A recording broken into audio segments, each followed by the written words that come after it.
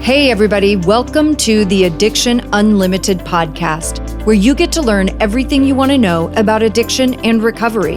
I'm your host, Angela Pugh, co-founder of Kansas City Recovery, life coach, and recovering alcoholic. To learn more about me, you can listen to episode 0 on your podcast app or find us on the web at addictionunlimited.com. Hello, my friend. Welcome back to another episode of the Addiction Unlimited podcast. I'm your coach, Angela Pugh, life coach, recovering alcoholic, and entrepreneur. And boy, am I happy to be sitting here having a conversation with you today. I have missed you guys. I feel like I've been a little disconnected. You know, life has been happening all over the place. And that's the thing I really want to get into today, right? It's life.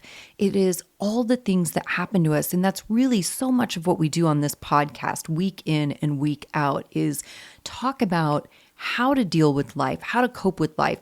In 12 steps, I always heard the term life on life's terms. And I think for a long time, I really didn't understand what that meant, but I totally get it now. Life is always going to happen. And our sobriety and our fulfillment in life and long-term recovery really hinges on our ability to cope with all of these life events. And that's what we're going to be digging into today, is the top life stressors, because I also want you to understand, you hear me say this on almost every show, that this really is life. This isn't about sobriety. You know, I hear so many people talk about like recovery is so hard. Like life is only hard because you're having to do it sober. But the truth is, life is hard, sober or not, alcoholic or not, addict or not. Life is hard. It doesn't care about your circumstances, you know? So again, if we want to get really good at this and you want to feel fulfilled in your life and happy and like you're thriving, not just surviving, these are the things we have to figure out. And on that note too, because giving is my love language, I have some pretty incredible things coming up. You know, one thing, I'm just going to give you a little teaser of something I have coming up. I'm going to do a course. I'm offering a free course to kickstart your journey toward a sober and fulfilling life with tools and strategies to support you every step of the way. This course is going to be a must-have for anybody looking to take their life to the next level. So keep your ears open for that. I'll be announcing how to sign up and get started.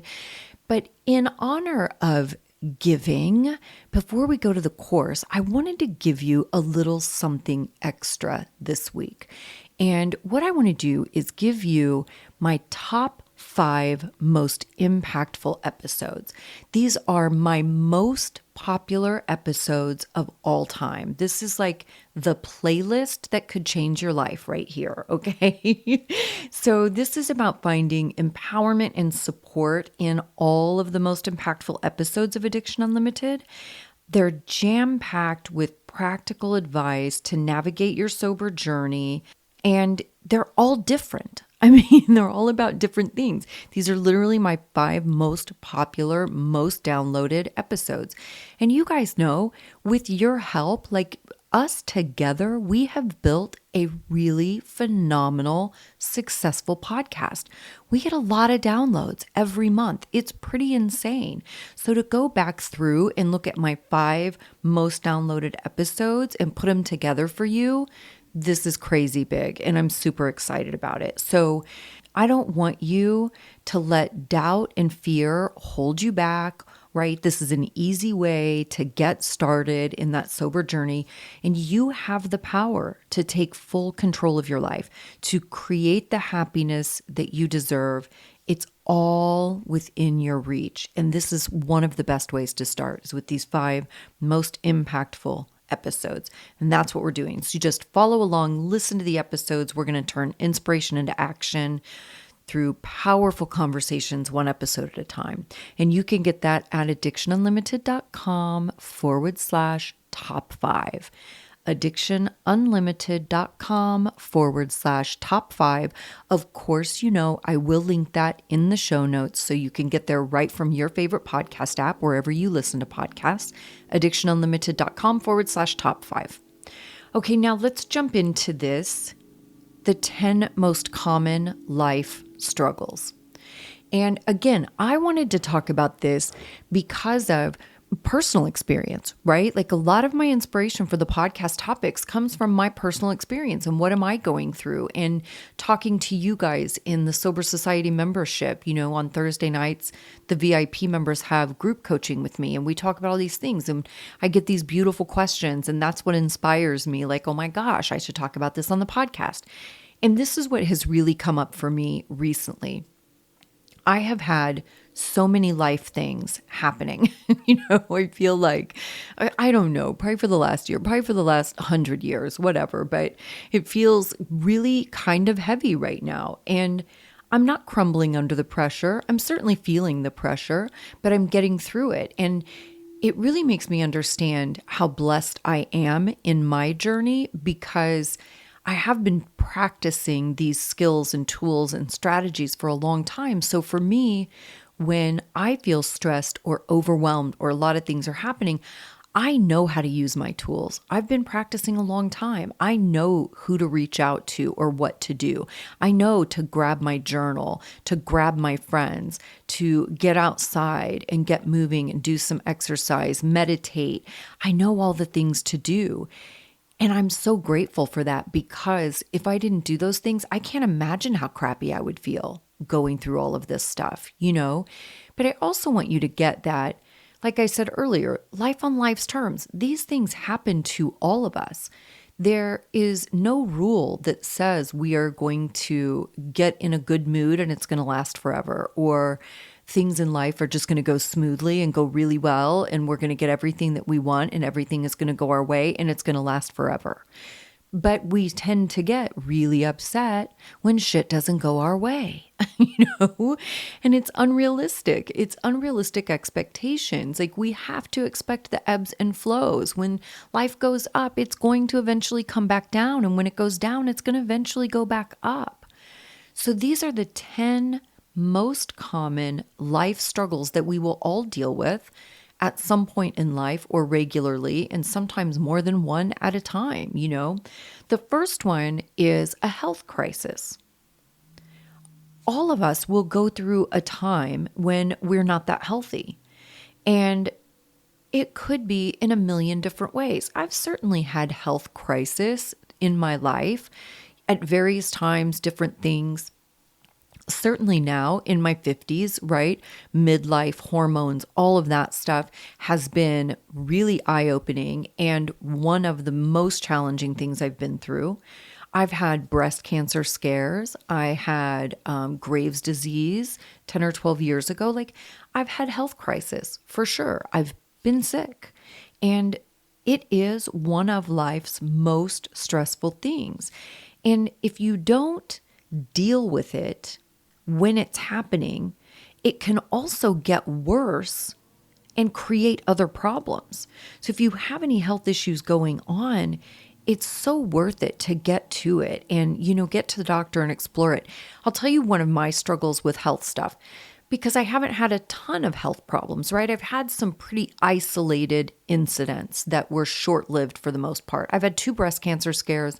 Neither time did I end up having breast cancer, obviously I would have talked about that if I had. But they were scary events, right? And they were several years apart, but still short-lived, going through testing and finding out I was okay, whatever. But for me, because I haven't had a lot of health stuff, when I don't feel good, I don't immediately think of health stuff. I immediately think of stress, right? Because I'm a workaholic. And that is my go-to thing. If I don't feel good, I automatically think, okay, what am I missing? What am I not doing enough of? Am I not exercising? Am I being lazy? Is it my food? Because what I eat really affects me emotionally, certainly physically. But I go through those checklists of kind of stress and life-related things. I don't immediately think of health things. So in these last many months, year or so that I've had health things and ongoing health things, it's been quite an adjustment to get in that mindset of, oh, I don't feel good. I better go to the doctor, right? Because I've just never had to think of things like that. But I'm grateful that I'm learning the lesson. I'm definitely getting better at it and understanding that my body is going through its own thing that doesn't really have a lot to do with me, but I have to be aware, right? So I can stay on top of it. And that's really what you want to do, is stay on top of it. Try so hard not to be an avoider, right? Like, what if my first breast cancer scare, when I felt a lump, what if I would have blown it off just avoidance, right? Out of fear, like, oh, I don't want to know. I don't want to find out. I don't want to face this. I don't want to deal with this. That could have been a really bad situation, right? And maybe I would have left it until it was too late to get treatment. I mean, who knows? But I don't want to be that person, even when it's scary. And I don't want you to be that person, because it's so much better to deal with it, face it, get on top of it, know what's happening, and solve it, right? The most important thing is that we get in the solution. Okay, number 2, biggest life struggle, workplace issues. This is kind of a foreign concept for me, because I work for myself.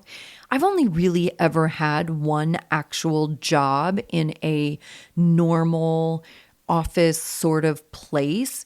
And even it wasn't all that normal, because I made my own hours. Like, I didn't have to go there every day. I had a lot of autonomy and freedom, which is the only reason I could do something like that, because I'm feral, right? I'm not domesticated. So a regular job like that is not something, like, for me, that would be soul crushing. So this workplace issues was kind of an interesting one for me as I was researching this episode, because I don't have a lot of experience in this. I do hear my clients talk about it a lot, certainly dealing with not only sometimes difficult coworkers, but difficult bosses. And those conversations with clients have definitely made me a better boss. There's no question. It's made me more self-aware. And there are a lot of ways that workplace issues can really manifest, right? Like, not only questioning yourself, your ability to get things done, right, in a place where you're supposed to fulfill your duties, whatever you've been hired for, but also you can face issues that can leave you surprised or frustrated because you can't deal well with teammates, or coworkers, or, like I said, bosses, like having difficult, strained relationships with bosses. The thing with workplace issues is we spend so much time at work, right? Even for me as a workaholic, obviously I'm typically by myself, but it is so much of my time.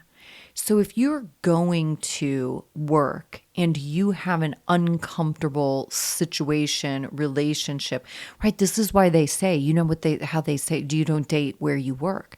I can't imagine the discomfort of like dating somebody that you work with and breaking up and having to go there every day and be trapped in a building with them. Like, super weird. But imagine, like, if you're having those workplace issues, that's a huge piece of your life that you are dealing with discomfort. And if you're in that situation, like, I would urge you, try to figure it out. Same thing like we were talking about with health issues. Like, we have to really face these things and figure out how to get into the solution. And whatever your situation is, like, sit down with Google and Google like how to get along with coworkers I don't like, or how to deal with a controlling boss or a micromanaging boss or a condescending boss or whatever your thing is. But get in the solution, start figuring out how you can cope with that and how to keep your stress down as much as possible in a situation where you can't control other people, right? In any situation, you can't control other people, but you have to be able to manage yourself in that and really look at it and get in the solution so it doesn't feel so overwhelming all of those hours of your day. Number 3, emptiness. This is a huge topic. They say they've done research and asked people, like, what is the number one thing you want in life? And overwhelmingly, people's response is to be happy. And it makes me sad that we're struggling so much to just be happy, that it feels that elusive, but emptiness, like, sometimes your life just feels dull or unproductive, or you feel like you can't change it, right? And that emptiness, that lack of fulfillment has a major impact on your life. Maybe it's boredom. And you know what I was taught about boredom? If you're bored, you're being boring. Like boring is a choice and it is in your control. But try to break out of your routine a little bit. Do something unusual. If you're not feeling stimulated or fulfilled or happy, you have to figure out how to break out of that norm. If that's become your norm, you have to do something different. Do something unusual that's not in your regular routine, that's not necessarily in your wheelhouse or in your character. Push yourself a little bit to awaken that piece inside of you that's feeling bored and unstimulated and unfulfilled. Number 4, friendship issues. We all need friends in our lives. We have to get together and share our struggles and share our happiness. We are pack animals. Human beings are pack animals. We are made to do life together. And friends are the best part of life sometimes. I mean, I love my friends. I have incredible friends and I love spending time with them. But we also go through situations where friendships end. Sometimes we outgrow one another. Sometimes we are disappointed by one another and we leave those friendships. And sometimes it can be a little bit dramatic too. Betrayal or, backstabbing or talking about you behind your back, whatever the thing is, it can be a million things. Obviously, there are a lot of things that ruin a friendship. But the ending of a friendship or friendship struggles has a huge effect on your whole life. I think one of the most important things with friendship issues and certainly friendships ending, and this is with life overall too, it's so important to not assume that people are doing things to hurt you. Sometimes that happens, right? Sometimes people do intentionally do things to hurt you. No question. It happens. I've been that shitty person, not because I wanted to be, but because I was very broken. I was a very broken person with no self-esteem, and I hated myself and I hated my life. And I think we can all relate to that feeling also. And one of my realizations in my recovery as I continued to heal and learn how to forgive myself and learn how to forgive others, that was a huge breakthrough for me, is when I realized that people that had hurt me, it wasn't because they were evil or just bad people. It's that they're sick people. They're unwell, just like I was unwell. And I can't allow myself forgiveness and allow myself space to grow and not offer that same space to other people. That doesn't mean I invite those people back into my life. It just means that I can let go of it without resentment and anger and bitterness. Most people really are trying their absolute best. And sometimes friendships end because you're no longer necessary in each other's lives. I have lost friendships where we've just outgrown each other. Our lives have gone different directions, or I lost one really significant friendship just because of success, right? As I got more successful, my friend didn't, and it really created a rift. And for me, I just outgrew that friendship. There was nothing else I could do there, but I certainly wasn't going to hang out and be treated poorly, because, or be apologetic for my success and what I've worked so hard for. So just remembering, we all can be that sick person. We all can be the person that is unkind. We all have moments of bad judgment and selfishness and lying and doing things that we regret. And I think with friends, certainly when friendships end, relationships end, it's important to remember that. Like, I need to give other people that grace too. They're trying their best and they're just broken. Or hurt people. Hurt people hurt people. That's all that's happening. Okay, number 5, failure. Ooh, man, this is big. when you're moving forward and you're achieving your goals or you're moving up in your career, you are bound to face failures.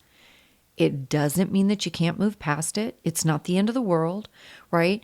And you've probably heard me say this a million times, right? Failure is feedback. Just like I say about relapse, it's feedback. It's just feedback. It's just telling you how you're doing it isn't quite right yet. You need to tweak your plan, change some things because it's not quite on par yet. That's all failure is. There is no way to improve in life without failure. There's no way to continue to learn and grow and evolve without failure. Failure is how we learn. It's how we learn to recalibrate, reboot, look at our plan and figure out how to tweak it to do better. That's all it is. It's not terrible. It's not the end of the world. It doesn't always feel good, especially if you've worked really hard for something. But again, everything on the planet isn't supposed to go our way. We're not supposed to get everything we want when we want it. So failure, even if it doesn't feel good, it's just feedback. We've got to face it and expect it. I'm going to screw things up. There's no way around that. In business, I screw things up. You guys, I screw things up every day. Drop the ball on something. I'll send an email that has the wrong link in it, or I'll forget to post something in the membership site. I mean, it is a shit show, right? It is dropping the ball all the time. And that's just how it goes. And that's how I learn. And that's how I get it together. And I do better. And I come back stronger than ever. So don't let a quote unquote failure really throw you off track. Just go, okay, that doesn't feel great. What could I do differently? How could I approach this differently? Is this the right thing for me? Is there a reason it didn't work out? If something doesn't work out, there's always a reason. And figure out what the reason is. What can you learn from it? How can you adjust your behavior, your approach, or whatever it is? Failure can be really disruptive, but learning to deal with the failure will give you the ability to deal with every failure and every barrier you ever face. This is going to be a huge piece of your coping to deal with all of life for the rest of your years. Just getting comfortable with things not going your way and understanding that it's okay. Next one, financial crisis. I love this too, you guys. You know, we've talked about this. I've done a couple of podcast episodes about financial stuff. This is a really big topic and it can come up in many different ways. In 12 steps, they say financial insecurity. And I always loved that phrase because it felt so comfortable to me. Like I really felt that I understood what that meant. I felt it in my core, financial insecurity. Just being like, I don't know what's happening with my finances. I don't have control of my finances. I had a lot of money struggles for a long, long time. And that has been its own journey for me to really get comfortable with that stuff. But for so many years of my adult life, I felt that financial insecurity, never comfortable, always kind of self-sabotaging, overspending, shopping too much, not knowing how to budget, not understanding the value of money, being really fearful of money, having a ton of anxiety around money. I mean, it's crazy. But the world and life are really uncertain things. There's no way around that. And especially since we've had financial crisis, COVID was a huge situation that I think really pumped up people's anxiety around money. A lot of people lost jobs. It just caused a ton of disruption. But financial crisis can always catch you off guard. And it can be frustrating and so stressful. Maybe you lose a job or, the stock market. Maybe you lose a ton of money in your investments in the stock market, or maybe your business goes under for whatever reason. I mean, think about how many people lost businesses because of COVID, like just out of the blue. I mean, it was crazy. It wasn't something that you ever thought of or could expect or write up in your business plan, right? Like there's just so many things that can happen to create financial crisis. And if you want to fight it and be angry and bitter and resentful, again, right? The worst things that we can be. If you want to have all of those feelings around financial insecurity, that's not going to get you anywhere. Right? Again, get in the solution. We have to identify what the issues are and figure out how to start fixing it. And this is something I think is so beautiful right now. I feel like there are so many cool, easy side hustles, like all these ways to make money that are available to us. And I talk to my guys in my sober living houses. We talk about this stuff sometimes too, different ways. I always want to help them. I get guys that are struggling paycheck to paycheck and have debt, especially when they get sober and things to pay off, or maybe they're paying off treatment because they just got out of treatment. And I love helping them figure out these different things they can do as side hustles to really start making money and get in that positive money flow. Because this is something that was hard for me to learn too, is money is a flow. It has to flow out to come back and flow in. And you have to get in that flow. So when you are broke, right? It's really scary to spend money. And for me, I didn't want to pay anything. I would be barely paying a quarter of my electric bill just to keep it turned on because I didn't want to give them all the money because then I wouldn't have any, right? But you have to get in the flow. You have to be in the flow of money for it to flow back to you too. 7, career pressure. Man, this is big. And I have kind of a self-created career in many ways, but always feeling that pressure. And I know, my clients in my 6-week program are people that are very high functioning, high achieving people, very successful, in all areas of life, really, just like I was in all areas of life except drinking, right? I was out of control with drinking and obviously, emotionally and things like that. But for outward appearances, very high functioning, high achieving people. And we talk about this career pressure a lot. The pressure to perform, the pressure to move up. And sometimes I really talk to my clients too about really looking at that and questioning, do they really want to move up? Is that really the thing that they actually want? Because we can get so kind of engulfed in that rat race that you think this is just what I have to do, right? It's like the social norms. And this is what I'm supposed to do: climb the ladder, get promoted, do better, earn more, buy a bigger house, have more kids, whatever the thing is. And sometimes it's not even actually what you want. But that career pressure is a really, really big one. And you can feel this again turning negative, like if you work really hard for a promotion and you don't get it, and somebody else gets it that hasn't worked for your company as long as you, or who you feel isn't as deserving of the promotion. Or maybe you're applying for jobs and you're just not getting any of them. This is hard stuff. I had 2 girlfriends of mine that were looking for jobs at the same time a couple of years ago. And as a bystander, it was grueling watching the process they were going through, the interviews they were doing. I was like, damn, you never had to talk me out of getting a job. I never wanted to work for anybody. But watching what they went through, I was like, oh my gosh, I will go to any length to never have to do a job interview. It was awful. And some of these interviews were hours long, or they'd be 3-day in a row interviews with all these different people. It was crazy. But imagine going through all of that and not getting those jobs. And I watched my friends just really discouraged and really questioning themselves. What am I doing wrong? There's so much career pressure. And the guidance is the same. Get in the solution. You have to figure out the solution, which often is coping skills, right? Again, everything isn't going to go our way. We're not going to get every single thing that we want. Everybody is not going to love us, and every person does not want to hire us for every job. It's just not realistic. But I have to figure out how to cope with whatever I feel from not getting those jobs, whether it's discouraged or rejected. if you start feeling not good enough, right? Those are the things that we have to start to understand and dig into and develop coping skills around them. Journal, call your sponsor or your therapist or your coach. You can work with me, I'll be your coach.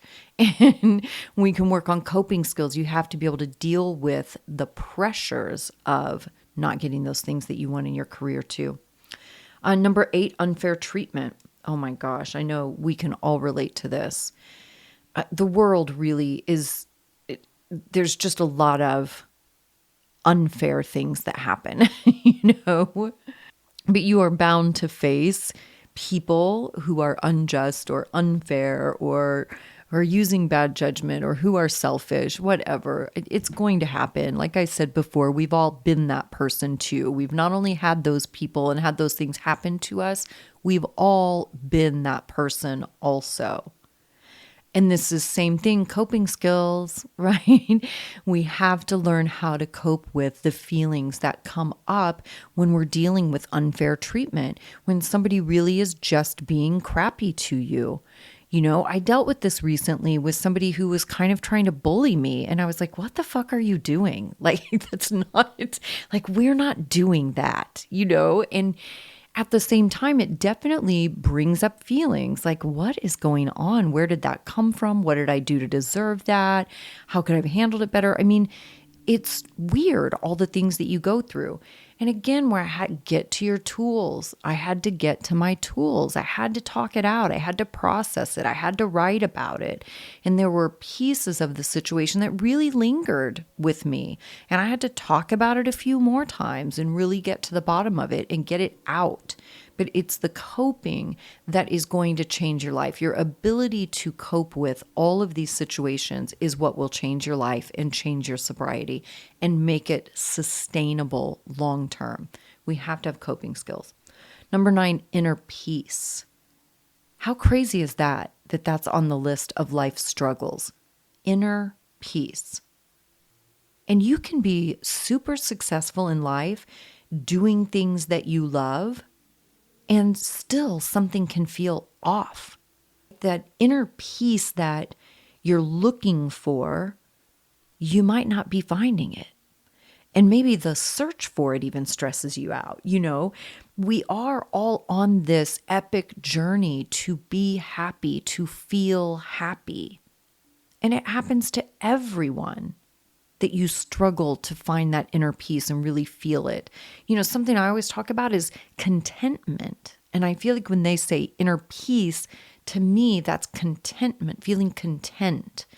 And that's something that I don't necessarily feel often, because it's always, what's next? Okay, oh my gosh, this is awesome. I love this. What am I doing next? What's the other thing? What's the next thing? What are we building to? What can we add? What can we give away?